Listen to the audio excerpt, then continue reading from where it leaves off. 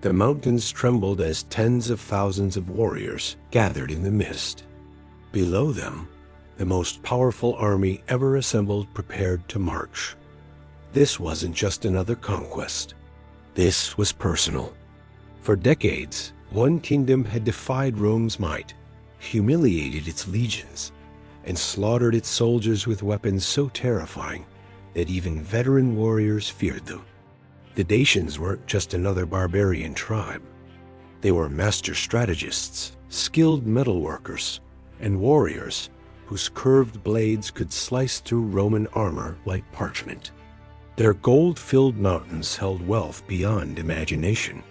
Their fortresses were carved into cliff faces where eagles feared to nest.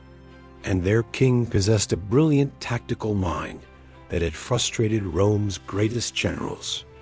Now, Emperor Trajan himself would lead the assault, commanding more soldiers than any emperor before him. The stakes couldn't be higher. One empire's destiny would be forged in blood and fire. Another's would end in ashes. First, the rise of the Mountain Kingdom. In the heart of ancient Europe, where the Carpathian Mountains rise like stone titans from the earth, a remarkable civilization emerged from the mists of prehistory. Long before Rome became an empire, long before Caesar crossed the Rubicon, the lands that would become Dacia belonged to Thracian tribes whose warriors were already legendary throughout the Mediterranean world. The Greeks knew them, the Persians feared them, and in time, Rome would learn to respect them through bitter experience. The Dacians were not a single tribe, but a confederation of peoples united by language, culture, and a fierce independence that ran through their veins like the cold mountain streams of their homeland. Their territory stretched across what is now Romania, parts of Hungary, Bulgaria, and Moldova. Rich river valleys provided fertile farmland. Dense forests offered timber and game. But it was the mountains, those towering peaks that scraped the sky, that truly defined the Dacian world and shaped their destiny. These weren't ordinary mountains. Within their stone hearts lay something that would change history. Gold, silver, iron ore, precious metals in quantities that made Dacia one of the wealthiest regions in all of Europe. The Dacian mines produced gold of such purity and abundance that their craftsmen created jewelry and artifacts that dazzled visitors from across the known world. When archaeologists eventually discovered Dacian treasure hoards centuries later, they would find golden helmets, intricate bracelets, and spiral ornaments whose craftsmanship rivaled anything produced in Athens or Rome. But wealth alone doesn't forge a great civilization. The Dacians possessed something far more valuable than gold. They had knowledge. Their metalworkers developed techniques that were centuries ahead of their time. They understood how to work iron into weapons of devastating effectiveness. They built furnaces that could reach temperatures hot enough to produce high-quality steel. And they created innovations in architecture and engineering that astounded even Roman observers. The spiritual life of the Dacians centered on a unique religious system that set them apart from neighboring peoples. At the heart of their faith stood Zalmoxis, a deity whose worship combined elements that modern scholars still struggle to fully understand. Some ancient writers claimed Zalmoxis had been a man, a sage who taught the Dacians about immortality before disappearing into a secret chamber for 3 years, only to emerge and prove that death was merely a transition to another form of existence. Whether god or deified teacher, Zalmoxis became the cornerstone of Dacian religion and culture. This belief in immortality, through Zalmoxis, had profound effects on Dacian society and especially their military capabilities. Warriors who believed that death in battle simply meant joining their god in a blessed afterlife fought with a fearlessness that terrified enemies. They didn't fear death. They welcomed it as a path to glory. This wasn't reckless savagery, but calculated courage born from deep spiritual conviction. Roman soldiers, who themselves were known for discipline and bravery, found fighting Dacian warriors to be an unnerving experience unlike any other battlefield encounter. The Dacian religious hierarchy was led by priests who held immense power. These weren't simple shamans or fortune tellers. They were learned men who studied the stars, interpreted omens, advised kings, and in many cases effectively ruled alongside the secular leadership. The high priest often wielded influence equal to or greater than the king himself. This dual power structure, combining spiritual and temporal authority, created a unified society with clear purpose and direction. Around the 1st century before the Common Era, the scattered Dacian tribes began to coalesce under stronger leadership.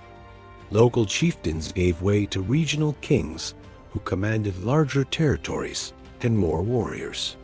Trade networks expanded. Fortifications grew more sophisticated.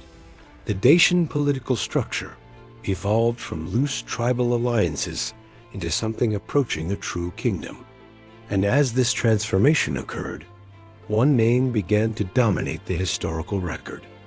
Burbista emerged as the first truly great Dacian king whose deeds were recorded by outside observers. Taking power around 70 BCE, he accomplished what many thought impossible. He united the fractious Dacian tribes under a single banner. Through a combination of military conquest, diplomatic skill, and religious authority, Burbista forged a kingdom that stretched from the Black Sea to the borders of modern-day Slovakia. His domain became the largest centralized state in ancient Europe outside of Rome itself. But Burbista understood that military power alone couldn't sustain a kingdom. He implemented sweeping social reforms designed to strengthen Dacian society from within. Concerned about the effects of Greek and Roman cultural influence, he destroyed vineyards throughout his territory and banned wine drinking among his people. This wasn't simple xenophobia. Burbista recognized that maintaining Dacian cultural identity required resistance to foreign customs that might weaken traditional values and warrior discipline. Working closely with his high priest Decebalus, Burbista elevated the status of the priesthood and codified religious practices. Decebalus was no mere spiritual advisor. He was a polymath who understood astronomy, medicine, and philosophy. Ancient sources credit him with teaching the Dacians about the movements of celestial bodies and establishing a calendar system. Under his guidance, the Dacian elite developed a level of sophistication that rivaled contemporary Greek and Roman intellectual culture. The military reforms implemented by Burbista transformed the Dacian war machine into something formidable. He organized his warriors into disciplined units rather than the loose war bands typical of tribal societies. He established training regimens and tactical doctrine. And most importantly, he equipped his forces with a weapon that would become synonymous with Dacian warfare and would haunt Roman nightmares for generations. A falx. Even the name sounds dangerous. This curved blade, mounted on a long wooden handle, was unlike anything else in the ancient world. Imagine a scythe designed not for harvesting grain, but for harvesting lives. The falx curved inward toward the wielder, creating a hooking motion when swung.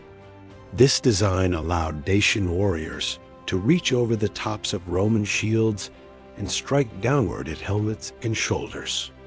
Standard Roman armor, designed to deflect straight sword cuts and stabbing spears, offered little protection against the falx's hooking, chopping strikes.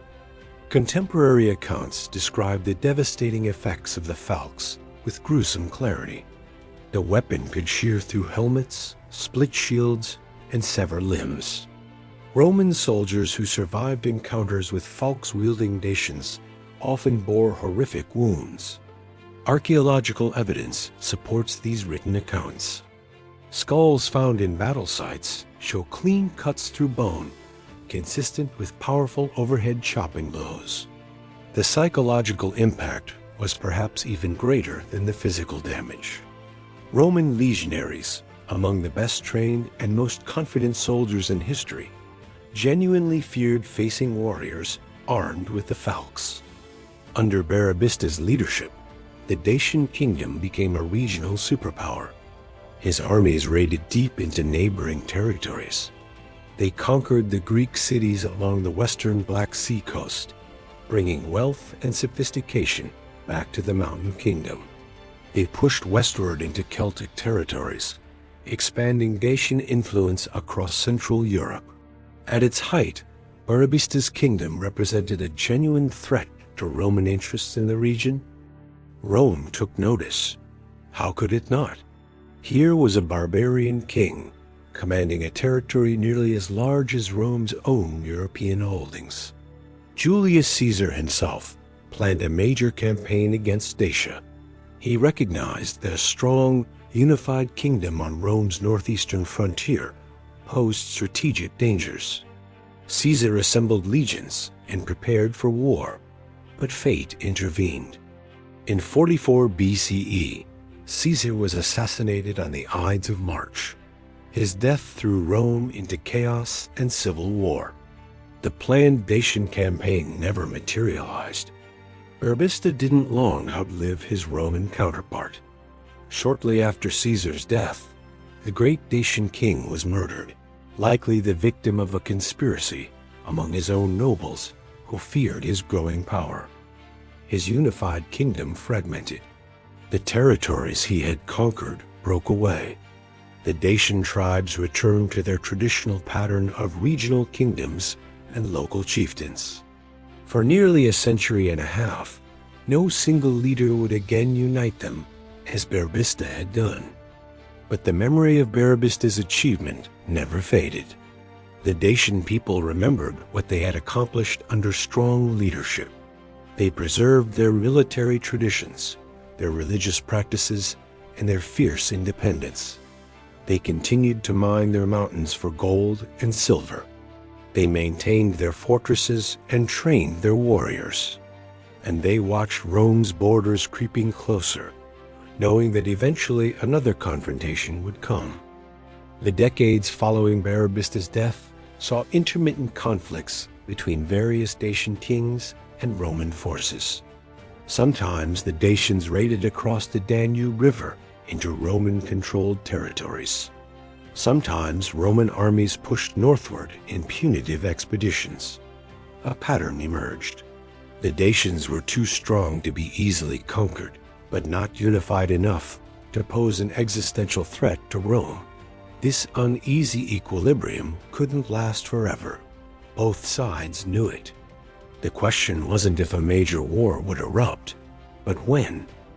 During these years, the Dacian capital at Sarmizegesis Regia evolved into a truly impressive center of power and culture. Perched high in the mountains, protected by multiple rings of fortifications, the city represented the pinnacle of Dacian achievement. Stone walls, some reaching 6 meters thick, encircled sacred precincts and royal quarters. Towers provided observation points from which sentries could see for miles across the mountain valleys. Massive gates controlled access along carefully engineered roads that zigzagged up the mountainside. Within the fortified complex, the Dacians built sanctuaries that demonstrated sophisticated astronomical knowledge. Circular stone constructions, oriented to track the movements of sun and stars, served as both religious temples and astronomical observatories. These structures, discovered by modern archaeologists, prove that Dacian priests possessed detailed understanding of celestial mechanics. They could predict solstices, equinoxes, and other astronomical events with precision. The Dacian nobility lived in well-constructed homes with stone foundations and tiled roofs. Craftsmen's quarters produced the finest metalwork in Europe. Storerooms held the wealth of the kingdom, tribute from conquered peoples, and the output of the mines. Water systems brought fresh mountain streams into the city through carefully constructed channels. Everything about Sarmizegetus Raetia announced that this was no simple hill fort occupied by barbarians. This was the capital of a sophisticated civilization. As the first century of the Common Era progressed, a new generation of Dacian leaders emerged. These men had grown up hearing stories of Barabista's glory. They had been trained by veterans of countless skirmishes with Roman forces. They understood both their own strengths and Rome's capabilities. And among them, one man stood out. His name would become inseparable from the final chapter of Dacian independence. His tactical genius would frustrate Rome's best generals, and his ultimate fate would symbolize both the glory and tragedy of his people. Decebalus. Even now, nearly 2 millennia after his death, the name resonates with power. He came to the throne around 87 CE, during a period of renewed conflict with Rome. The previous Dacian king had been defeated and forced to accept humiliating peace terms. The kingdom's prestige had suffered. Its territories had shrunk. But Decebalus possessed the vision, the will, and the capability to restore Dacian greatness. He would prove to be the most formidable opponent Rome faced in Europe since Hannibal crossed the Alps more than 3 centuries earlier.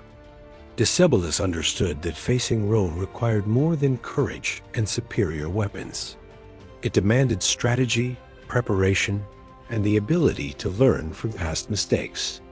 He immediately set about transforming the Dacian military into a more professional force. He studied Roman tactics and identified their weaknesses. He fortified existing strongholds and constructed new ones according to principles that would maximize defensive advantages. And he sought allies among Rome's other enemies, building a network of diplomatic relationships across the barbarian world. The new king also recognized the importance of economic power. He expanded mining operations, increasing the flow of precious metals that funded his military buildup. Dacian smiths worked day and night, producing weapons and armor. The mountain fortresses received constant upgrades. Supply depots were established throughout the kingdom. Decebalus prepared for war with the methodical thoroughness of a master strategist who understood that victory would require perfect execution. His diplomatic efforts bore fruit. Neighboring tribes, equally threatened by Roman expansion, began to see Dacia as a potential leader of resistance. Some sent warriors to join Dacian forces. Others agreed to coordinate attacks on Roman positions.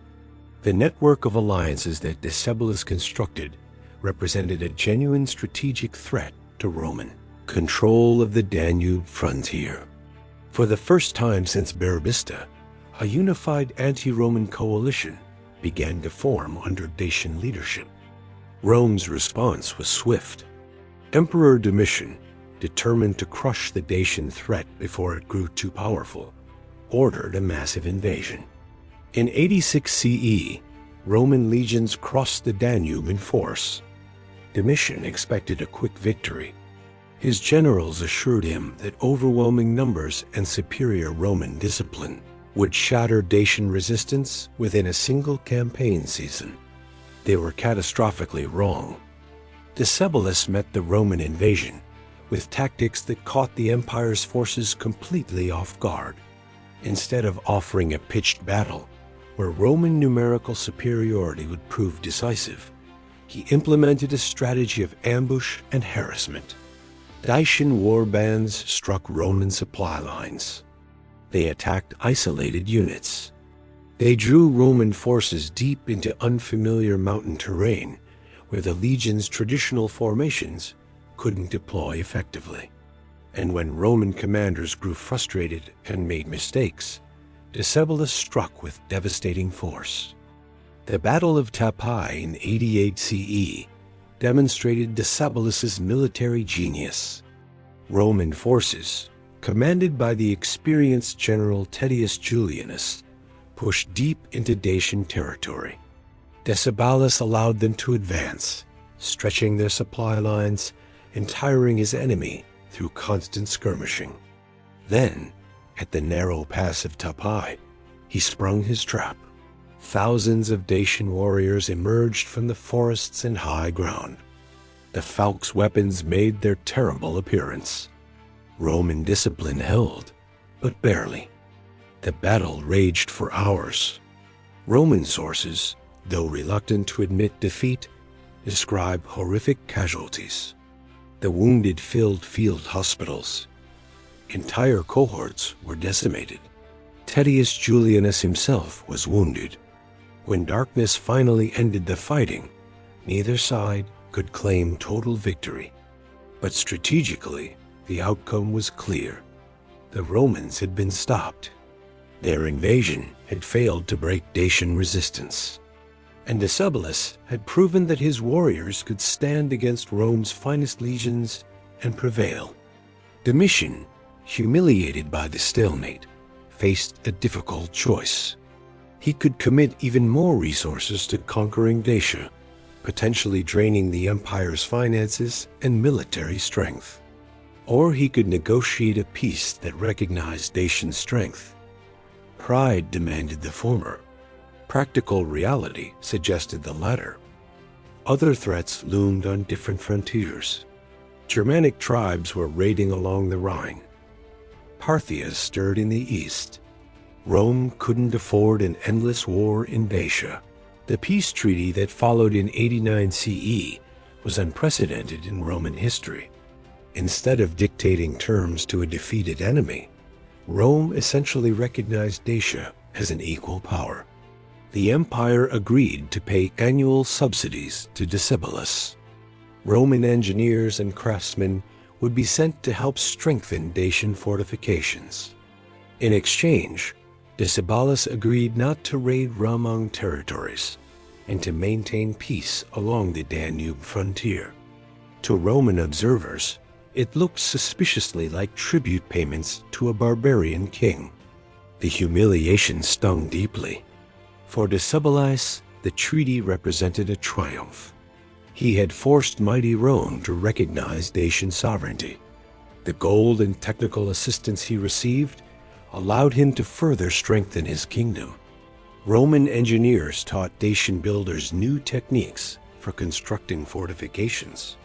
Workshops hummed with increased production. The mountain fortresses grew even more formidable. Decebalus used the peace to prepare for the war he knew would eventually come. The breathing space lasted about a decade. During those years, Decebalus transformed his kingdom into a militarized state ready for total war. Every able-bodied man received military training. Food stockpiles accumulated in fortress storerooms. Weapons and armor piled up in armories. Diplomatic missions traveled to distant tribes, strengthening alliances. The king personally inspected fortifications and supervised military exercises. He was building something unprecedented, a barbarian kingdom that could match Rome in organization and strategic thinking. But Rome was also changing. In 98 CE, a new emperor took power. Trajan was cut from different cloth than his predecessors. A career military man born in the provinces, he understood warfare and possessed none of Domitian's willingness to accept diplomatic solutions when military ones were possible. More importantly, Trajan was ambitious. He wanted glory. He wanted to expand the empire, and he wanted to erase the humiliation of the previous Dacian war. The treaty that paid subsidies to Decebalus offended him personally. It had to be overturned, regardless of cost. From the moment Trajan became emperor, war was inevitable. The only questions were when it would begin and how it would unfold. Both sides understood this. Decebalus accelerated his preparations. Trajan assembled the largest Roman army ever concentrated against a single enemy. Legions marched from across the empire to staging areas along the Danube. Supply depots were established. Boats were constructed for river crossings. Engineers surveyed routes into the Dacian heartland. This wouldn't be a punitive raid or a limited campaign. This would be total war aimed at the complete conquest and annexation of the Dacian Kingdom. In 101 CE, Trajan personally led his massive army across the Danube. The Second Dacian War had begun, but this time, Rome came prepared for the unique challenges of fighting in Dacian territory. Trajan brought not just more soldiers, but specialized equipment designed to counter Dacian advantages. Roman armories had developed reinforced helmets with additional protection for the face and neck, specifically created to defend against falx strikes. Shield designs were modified. Tactics were adjusted based on hard-won lessons from previous campaigns. The war that followed would last on and off for nearly 6 years. It would test both civilizations to their limits. It would produce moments of incredible courage and terrible tragedy. And it would end with Trajan standing victorious amid the ruins of Sarmizetissa, Rhaetia, while Decebalus, the last great king of Dacia, faced his final moments alone in the mountains he had defended so brilliantly. Second, the clash of empires. Trajan's invasion force was unlike anything the ancient world had seen before. 11 legions, approximately 150,000 soldiers, crossed the Danube in the spring of 101 CE. This represented nearly half of Rome's entire military strength, concentrated against a single enemy. The emperor brought veteran troops from Germania, Syria, and Egypt. Auxiliary cavalry units from across the empire rode alongside the legions. Engineers, siege specialists, and supply trains stretched for miles. The message was clear. Rome would accept nothing less than total victory. Decebalus watched the massive army advance into his territory and recognized that everything had changed. This wasn't a punitive expedition. It could be harassed and bled until Roman patience ran out. This was an existential threat commanded by an emperor who had staked his reputation on Dacian conquest. The old tactics of ambush and withdrawal wouldn't suffice against such overwhelming force. Decebalus would have to fight battles he knew he might not win, defend positions that might not hold, and sacrifice territory he had sworn to protect. But he would make Rome pay for every mile in Dacian blood and gold. The Roman advance followed the same route that previous invasions had taken, moving northeast from the Danube toward the mountain heartland. Trajan's engineers had prepared meticulously. They built roads as they advanced, ensuring supply lines could support the massive army. Bridges spanned rivers. Fortified camps appeared at regular intervals, creating secure bases from which Roman forces could operate. This was methodical, professional warfare, executed with ruthless efficiency. Decebalus struck where and when he could. Dacian warriors ambushed foraging parties. They burned supply depots that Roman security failed to adequately protect. Night raids harassed the edges of Roman camps. But these pinprick attacks couldn't stop the juggernaut rolling toward the Dacian heartland. Trajan accepted casualties as the inevitable cost of conquest. His army kept moving, kept building, kept pushing deeper into enemy territory. The first major confrontation occurred at Tepai, the same mountain pass where Decebalus had fought the Romans to a standstill 13 years earlier. The Dacian king chose this ground deliberately. The narrow pass negated Roman numerical superiority. The surrounding heights offered defensive positions for Dacian warriors, and the psychological advantage of defending the site of their previous victory might inspire his troops to match their father's heroism. Decebalus positioned thousands of warriors in the heights overlooking the pass. He fortified the entrance with wooden palisades and earthworks. Dacian engineers had diverted streams to create muddy ground where Roman cavalry would struggle. Everything that tactical genius and intimate knowledge of terrain could accomplish, Decebalus achieved. Then he waited for Trajan's assault. The Battle of Tupai in 101 CE lasted 3 brutal days. Roman forces attacked the pass in waves, testing Dacian defenses, probing for weaknesses.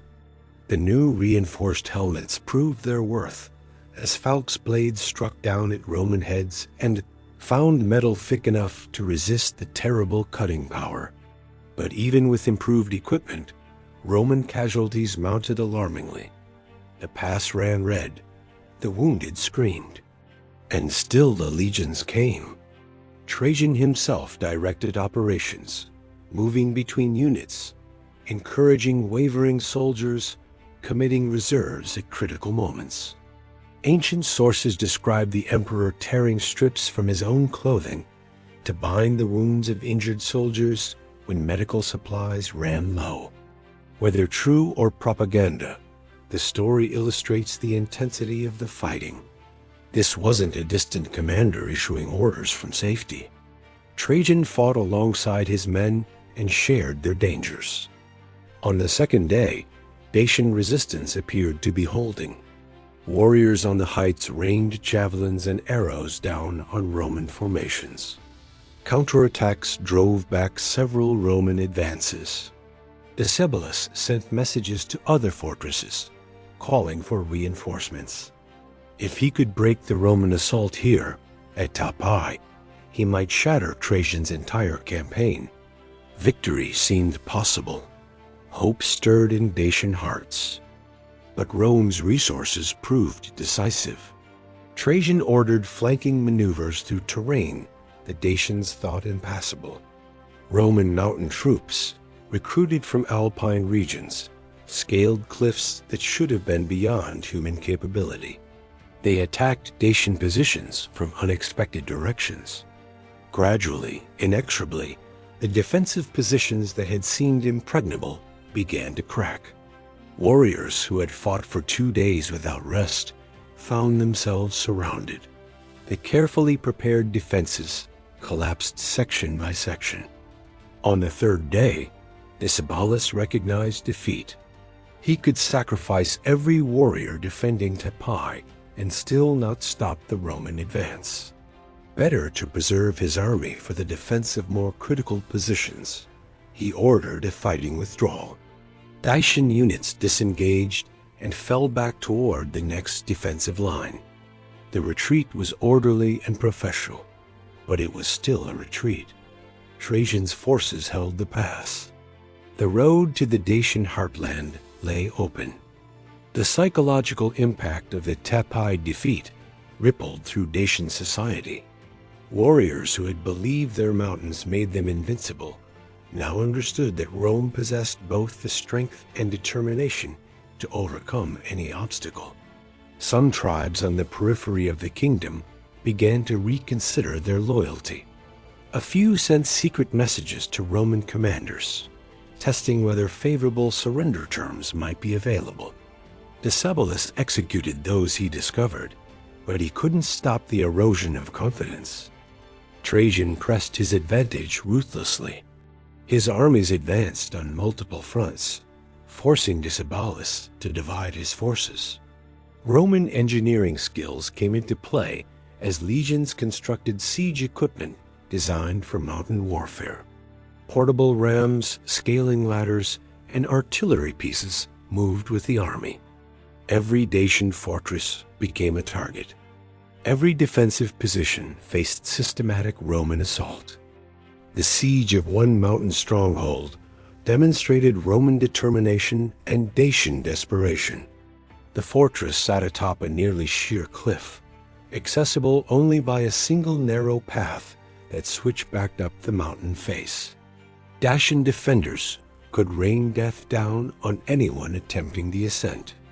Traditional siege tactics seemed impossible, but Trajan's engineers proposed an audacious solution. They would build a ramp up the mountainside, stone by stone, creating an artificial road that would bring Roman soldiers and equipment to the fortress walls. The construction took months. Thousands of workers hauled stones and timber up the mountain. Dacian archers killed dozens of workers daily. But Roman discipline and organization never faltered. Relief spelled exhausted workers. Guards protected the construction site. Slowly, impossibly, the ramp grew. And when it finally reached the fortress walls, Roman soldiers poured across it. The defenders, who had believed themselves safe, found themselves fighting for their lives in close quarters against the empire's finest troops. Similar scenes played out across Dacia. Fortresses that had never fallen to assault surrendered or were taken by storm. The gold mines that had funded Dacian independence fell under Roman control.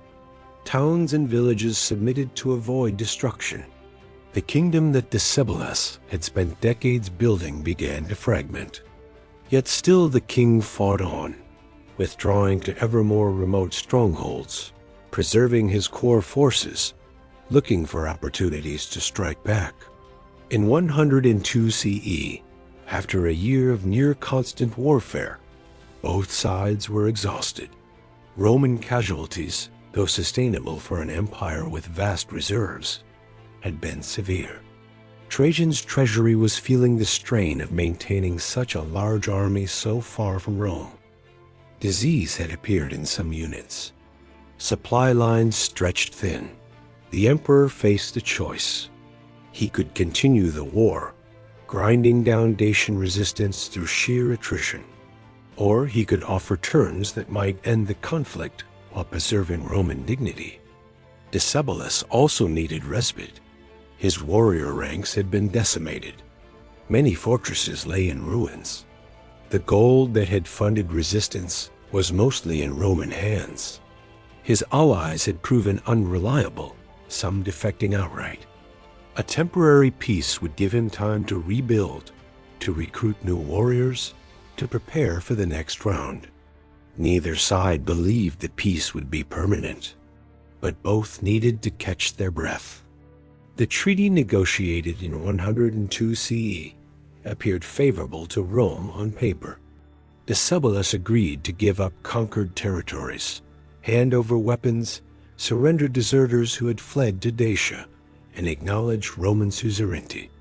In exchange, he remained king of a reduced but still independent Dacia. Roman troops withdrew. The war seemed over. Trajan returned to Rome and celebrated a triumph, parading Dacian prisoners and treasure through the streets while crowds cheered. But Decebalus had no intention of accepting permanent defeat. The moment Roman forces withdrew, he began violating the treaty terms. He rebuilt fortifications. He recruited new warriors from tribes beyond Roman reach.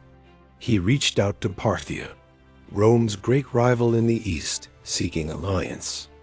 Most provocatively, he harbored Roman deserters and even encouraged defection among garrison troops stationed near his borders.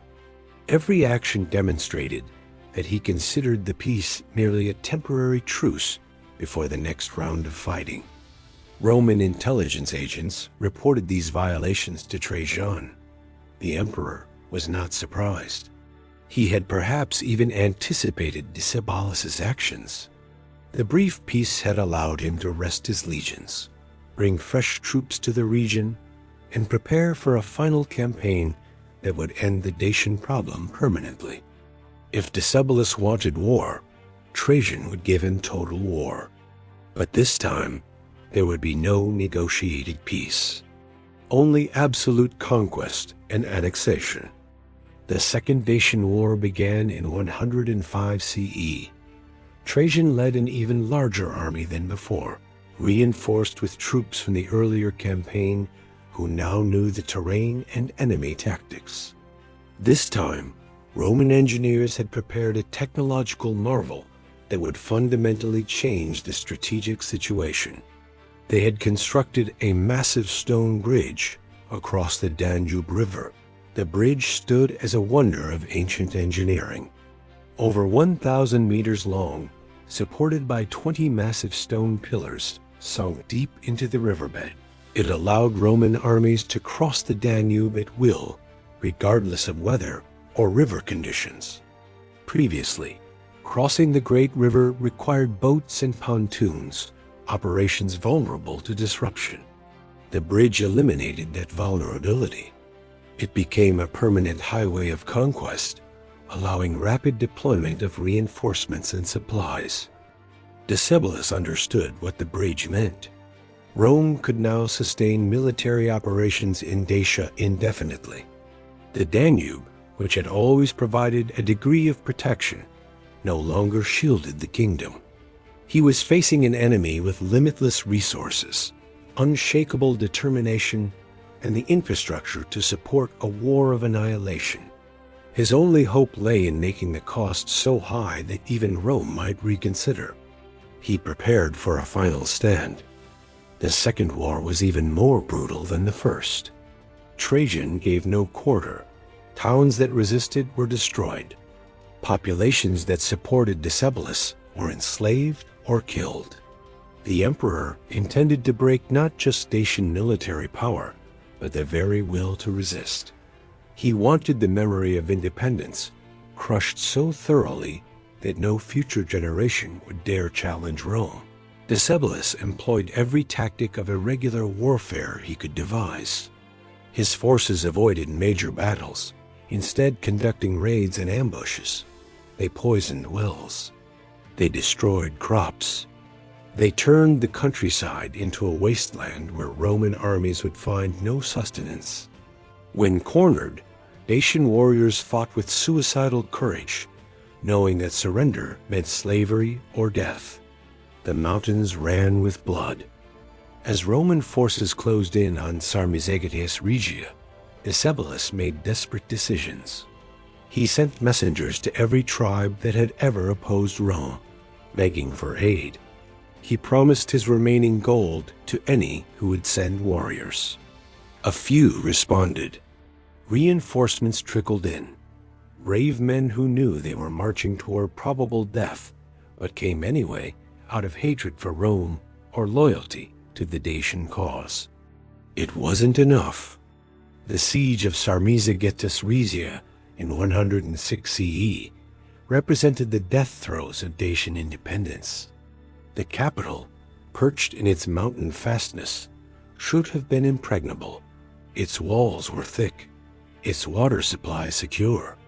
Its storerooms held provisions for months.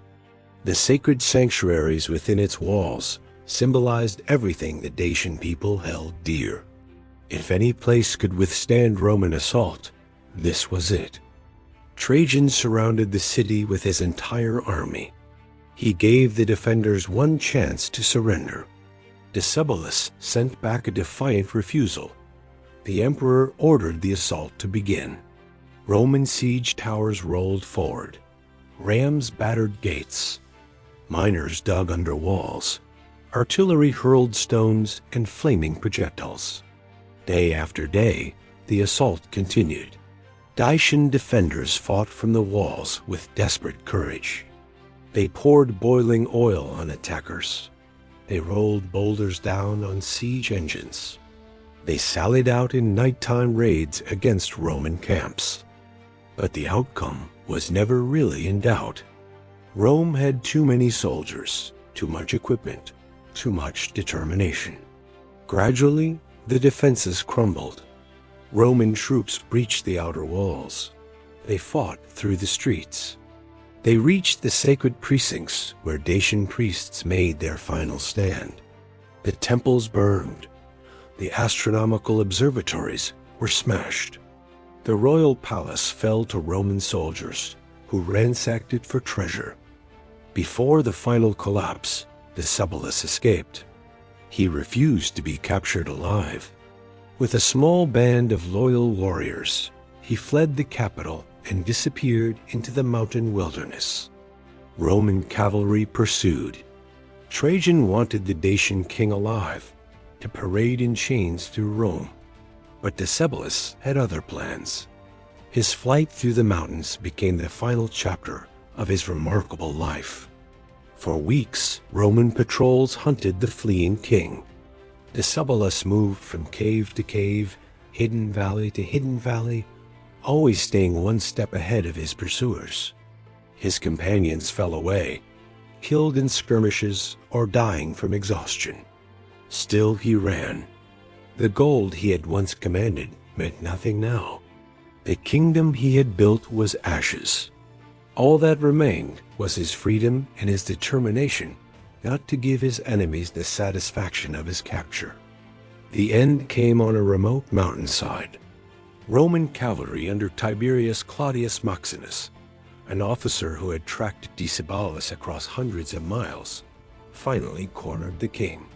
There was nowhere left to run. Decebalus drew his sword, the same weapon that had killed Roman soldiers in a dozen battles. But this time, he turned it on himself. Rather than surrender, he took his own life. The last independent king of Dacia died free. The Romans cut off Decebalus's head and brought it to Trajan. The emperor ordered it displayed on the steps of Rome's capital, a gruesome trophy of victory. The war was over. Dacia was conquered. The kingdom that had defied Rome for generations ceased to exist. Trajan ordered the remaining population to be dispersed, the fortresses demolished, and the land reorganized as a Roman province. Colonists from across the empire flooded in. Within a generation, the Dacian language and culture began to fade. Third, the legacy written in gold and stone, the victory over Dacia, transformed Rome in ways that echoed for centuries. Trajan returned to the Eternal City as its greatest living conqueror, hailed as a military genius who had accomplished what no emperor before him could achieve. The Senate awarded him new titles. Poets composed verses celebrating his triumph. And the treasure he brought back from the Dacian mountains exceeded even the most optimistic estimates. Ancient sources claim the emperor seized nearly 500,000 pounds of gold, and twice that amount in silver from Dacian mines and treasuries. This staggering wealth fundamentally altered Rome's economy. The gold flooded imperial coffers and allowed Trajan to launch the most ambitious building program in Roman history. New forums, basilicas, temples, and public buildings rose across the empire. The famous Trajan's Column, still standing in Rome today, was constructed specifically to commemorate the Dacian Wars. Rising over 100 feet into the air, its surface covered with spiraling relief carvings, the column tells the story of the campaigns in extraordinary detail. The reliefs on Trajan's Column provide modern historians with invaluable information about the Dacian Wars. Over 2,500 human figures appear in the carved scenes. We see Roman soldiers building camps and bridges. We witness battles in mountain passes. We observe Dacian warriors with their distinctive curved blades and pointed caps. We watch the siege of Sarmizegetus Regia unfold in stone. And at the narrative's end, we see Decebalus's severed head presented to the emperor. The column is simultaneously propaganda, celebrating Roman victory, and an unintended memorial to Dacian courage. But Trajan wanted more than artistic commemoration. He wanted to ensure that Dacia could never again threaten Roman power. The province that replaced the kingdom underwent systematic transformation. Roman administration replaced Dacian political structures. Latin became the official language. Roman law governed legal matters. Cities were built according to Roman plans, with forums, amphitheaters, and bath complexes. The landscape itself was reordered to serve imperial interests. The colonization program Trajan implemented was unprecedented in scope. Settlers from across the empire received land grants in Dacia. Italians, Greeks, Syrians, and peoples from dozens of provinces flooded into the former kingdom. They brought their languages, customs, and religions. Roman veterans who had fought in the Dacian wars received farms carved from confiscated estates. Within a generation, the ethnic and cultural composition of the region had changed completely. The gold mines that had funded Dacian independence now served Roman interests. Imperial administrators took control of the richest deposits. Thousands of slaves worked the mines under brutal conditions, extracting wealth that filled Rome's treasury for decades. Engineers applied advanced Roman mining techniques, increasing production beyond anything the Dacians had achieved. The mountains that had symbolized freedom became engines of imperial profit. Yet despite Rome's efforts to erase Dacian identity, elements of the conquered culture persisted. In remote valleys and mountain villages, people continued to speak the Dacian language for generations. It preserved traditions that predated Roman conquest. They told stories of Decebalus and Bista to their children. The religion centered on Zalmoxis merged with Roman deities, creating syncretic practices unique to the region. Cultural extinction proved harder to achieve than military victory. Archaeological evidence reveals the complexity of cultural interaction in Roman Dacia. Excavations of settlements show Roman architectural styles adapted to local conditions. Dacian construction techniques appear in buildings nominally Roman in design. Pottery displays mixed stylistic elements. Religious sites blend indigenous and imperial traditions. The reality on the ground was messier and more interesting than simple conquest and replacement. A hybrid culture emerged, neither purely Dacian nor entirely Roman. The Roman occupation of Dacia lasted approximately 170 years, less than 2 centuries. During that time, the province became economically vital to the empire. Gold and silver continued to flow. Agricultural production fed Roman armies on distant frontiers. Strategic roads connected Dacia to the broader imperial network. Cities grew prosperous on trade. To casual observers, it might have seemed that Rome had successfully absorbed and transformed conquered territory. But the empire itself was changing. By the middle of the 3rd century CE, Rome faced unprecedented challenges. Germanic tribes pushed against northern frontiers. Persia revived as a major threat in the east. Economic problems weakened the state. Political instability saw emperors rise and fall with alarming frequency.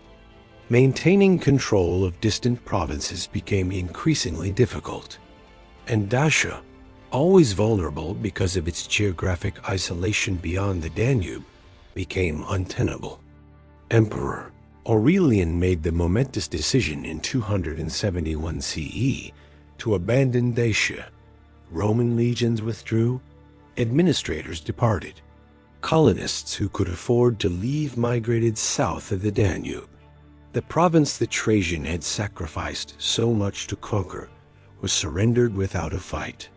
Rome's northern frontier contracted back to the Danube line. Dacia passed out of imperial control and into the hands of Gothic tribes who swept in to fill the power vacuum. The withdrawal marked the end of Roman Dacia, but not the end of Roman influence in the region.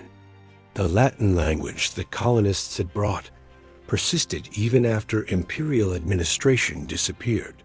It mixed with Dacian remnants and influences from successive waves of migrating peoples. Over centuries, this linguistic blend evolved into Romanian, a Romance language that survives today as direct evidence of Rome's cultural impact. No other Romance language developed so far from the Mediterranean heartland. The story of how Romanian preserved Latin elements despite centuries of isolation fascinates linguists. Gothic, Slavic, Hungarian, and Turkish peoples all ruled portions of ancient Dacia at various times. Yet the Romance language core survived. Shepherds in the Carpathian Mountains spoke a descendant of Latin when their counterparts in Italy had moved on to Italian dialects. This linguistic continuity suggests that Rome's cultural transformation of Dacia went deeper than military occupation alone could explain. Modern archaeology continues to uncover the material legacy of both the Dacian Kingdom and the Roman province. Excavations at Sarizegtu have revealed the sophistication of Dacian urban planning. The circular sanctuaries that served astronomical purposes show knowledge that challenges assumptions about barbarian primitiveness. The fortification walls, some sections still standing after 2 millennia, demonstrate engineering skill. Every excavation season brings new discoveries that force historians to reevaluate Dacian achievements. One of the most spectacular archaeological finds occurred in the 1990s near the village of Zalmoxis. Workers discovered a hoard of Dacian gold artifacts buried during the final days of the kingdom. The treasure included elaborate jewelry, ceremonial vessels, and decorative objects of stunning craftsmanship. The spiral bracelets found in the hoard display gold-working techniques that rival anything produced in Greece or Rome. These weren't crude tribal ornaments, but sophisticated works of art. The Dacian gold artifacts pose interesting questions about cultural transmission and technological development. Where did the Dacians learn such advanced metalworking techniques? Did they develop them independently, or were they influenced by contact with Greek colonies on the Black Sea coast? How widespread was this level of craftsmanship? Or were these elite objects produced by a small number of master artisans? Each answer opens new questions about a civilization we are only beginning to understand. Trajan's Bridge, the engineering marvel that facilitated the conquest of Dacia, presents its own archaeological mystery. The massive stone pillars survived for centuries after the bridge deck was removed. Medieval travelers reported seeing the ruins, but over time, the Danube's currents eroded the foundations. Today, only fragments remain visible when water levels drop. Modern engineers who study the remnants express amazement at the construction techniques. Building such a structure with ancient technology required planning and execution that pushed the boundaries of what was thought possible. The legacy of the Dacian Wars extends beyond archaeology and linguistics into the realm of cultural memory. In Romania, Decebalus is remembered as a national hero who fought against overwhelming odds to preserve his people's freedom. Statues commemorate him. His image appears on currency. Schools teach his story as an example of courage and resistance. The fact that he ultimately lost doesn't diminish his stature. If anything, the tragic nature of his defeat makes the story more powerful. In 2004, Romanian sculptor Gheorghe Lenita completed a massive carving of Decebalus's face on a cliff overlooking the Danube. The sculpture, over 130 feet tall, depicts the king in stern profile, gazing across the river toward the lands he once defended. It serves as a monument not just to one man, but to an entire civilization that refused to surrender without a fight. Tourists visit the site to photograph the enormous face emerging from living rock, a modern tribute to ancient resistance. The Roman perspective on the Dacian Wars has also evolved over time. While Trajan's contemporaries celebrated the conquest as a glorious triumph, later Roman writers sometimes reflected on the costs. The casualties were immense. The financial expenditure strained the empire, and the province was eventually abandoned anyway, making modern scholars question whether the conquest was strategically sound. Some historians argue that Trajan's Dacian campaigns, while militarily impressive, represented imperial overreach that contributed to Rome's later troubles. Modern military historians study the Dacian Wars for insights into ancient warfare and strategy. Decebalus's defensive campaigns demonstrate how a smaller force can employ terrain and tactics to frustrate a larger army. The Falx weapon represents a case study in how technological innovation can temporarily offset numerical disadvantage. Trajan's methodical approach to conquest, combining military force with engineering solutions, offers lessons about the importance of logistics and infrastructure in sustained military operations. The environmental legacy of the Dacian Wars and subsequent Roman occupation is still visible in the landscape. Mining operations scarred mountainsides. Deforestation for Roman construction projects altered ecosystems. Roads carved through wilderness opened previously isolated regions to development. Some of these changes were temporary, with nature reclaiming disturbed areas after Roman withdrawal. Others permanently altered the environment in ways that persist to this day. What lessons can modern people draw from the story of Dacia and Rome? Perhaps the most obvious is that even the most powerful empires face limits. Rome conquered Dacia, but couldn't hold it indefinitely. The victory that seemed so complete in 106 CE was reversed less than 2 centuries later. Imperial power, no matter how overwhelming in the moment, eventually faces challenges it cannot overcome. The Dacian example reminds us that military triumph doesn't guarantee lasting success. The story also illustrates the resilience of culture. Despite systematic attempts to erase Dacian identity, elements survived Roman occupation and influenced the peoples who came after. Language, customs, and memories persisted in forms changed but not destroyed. This cultural continuity, however transformed, represents a kind of victory that transcends military outcomes.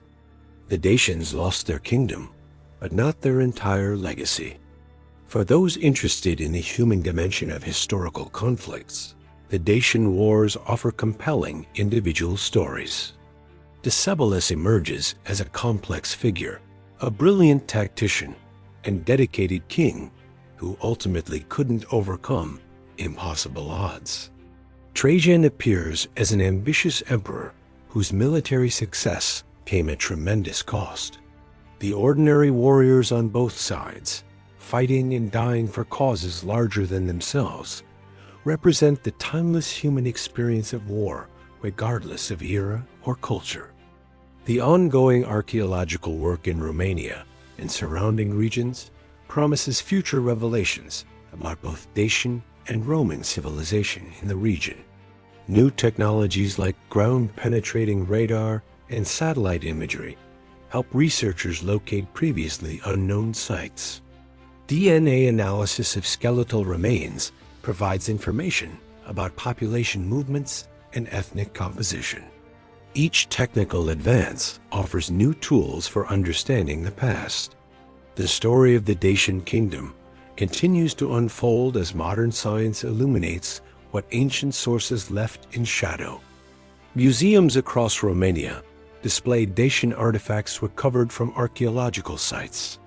The National Museum of Romanian History in Bucharest houses the most comprehensive collection. Visitors can view Dacian weapons, including actual falx blades, seeing firsthand the weapons that terrorized Roman legionaries. Gold jewelry demonstrates the artistic achievements of Dacian craftsmen. Models reconstruct Sarmazegtos Regia as it appeared before destruction. These exhibits allow modern audiences to connect with the civilization that flourished 2,000 years ago. The tourism industry in Romania has embraced the Dacian heritage. Archaeological sites welcome visitors who want to walk the same mountain paths that ancient warriors defended. Guided tours explain the historical significance of ruins and fortifications. Festivals celebrate Dacian culture with reenactments and traditional crafts. This commercial interest, while sometimes simplified for popular consumption, helps preserve historical sites and maintains public awareness of the region's pre-Roman past. Academic scholarship on Dacia continues to evolve as new evidence emerges and old assumptions are challenged. Debates rage about population numbers, the extent of Romanization, and the degree of cultural continuity after Roman withdrawal. International conferences bring together researchers from multiple disciplines to share findings and theories. The Dacian Kingdom, once a footnote in Roman military history, has become a subject worthy of serious scholarly attention in its own right. The intersection of Dacian and Roman history also offers insights into how empires interact with peoples they conquer. The initial Roman response to Dacian resistance combined military force with diplomatic recognition of strength. The later decision to pursue total conquest reflected changing imperial priorities and leadership. The eventual abandonment of the province demonstrated the limits of imperial power. This cycle of contact, conflict, conquest, and withdrawal appears throughout history, making the Dacian example relevant to understanding empire in broader contexts. For modern Romania, the Dacian Kingdom represents a source of national identity distinct from Roman heritage. While Romanian culture embraces its Latin linguistic roots, the pre-Roman Dacian past offers a narrative of indigenous resistance and cultural achievement. This dual heritage, both Dacian and Roman, allows for a rich historical identity that acknowledges multiple influences. The complexity reflects historical reality more accurately than simplified origin stories. The Dacian story resonates today precisely because it doesn't fit neat categories. It's not a simple tale of civilized empire versus barbarian savages. Both sides demonstrated sophistication, courage, and ruthlessness. It's not a story of complete cultural erasure because Dacian elements survived. It's not even a straightforward military narrative because the conquest that seemed permanent was eventually reversed. This complexity makes the history more interesting and more human than propaganda from either side would suggest. Standing today in the ruins of Sarmizegetu Regia, surrounded by mountains that have watched empires rise and fall, visitors can feel the weight of history. The stones of broken walls remember when this was a thriving capital. The grass-covered mounds mark where temples once stood. The circular sanctuaries, their astronomical alignments still precise after 2 millennia, testify to Dacian intellectual achievement. And the silence, broken only by wind through the mountain peaks, reminds us that all glory is temporary, and all kingdoms eventually pass into memory. And so the Dacian kingdom fell, its warriors defeated, its fortresses in ruins, its king dead by his own hand, rather than submit to captivity. Yet the story didn't truly end on that mountainside, where Decebalus drew his last breath. The legacy lived on in the language that survived, in the gold artifacts that still emerge from ancient ground, and in the memory of a people who refused to surrender without making history itself bear witness to their courage. What do you think? Could any kingdom have withstood Rome's determination? Or was Dacia's fate sealed the moment Trajan crossed the Danube? Share your thoughts in the comments below. If you enjoyed this journey through ancient history, hit that like button and subscribe for more epic stories from the past. Turn on notifications so you never miss our next adventure through time. Thank you for watching.